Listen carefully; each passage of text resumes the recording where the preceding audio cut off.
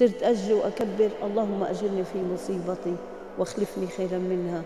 والحمد لله، وهذه اللي ضلت من العيلة، وهذه هي بنتي وأختي وحبيبتي وروحي، هذه كل حياتي.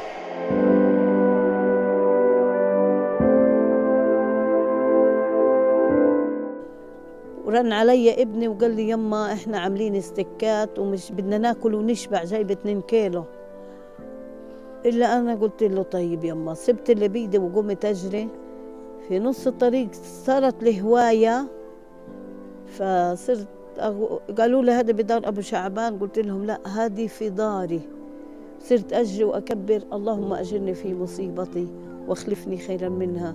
8 استشهدوا والحمد لله، وهذه اللي ضلت من العيلة، وهذه هي بنتي وأختي وحبيبتي وروحي، هذه كل حياتي. وربنا يقدرنا ويتقبل منا يا رب.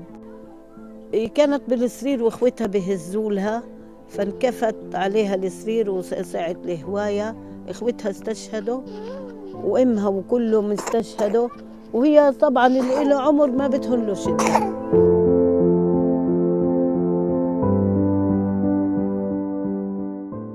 احنا نزحنا من غزة على أول إشي على خانونس، بعدين على رفح، بعدين على الدير، وأنا وياها عايشة بخيمة يعني.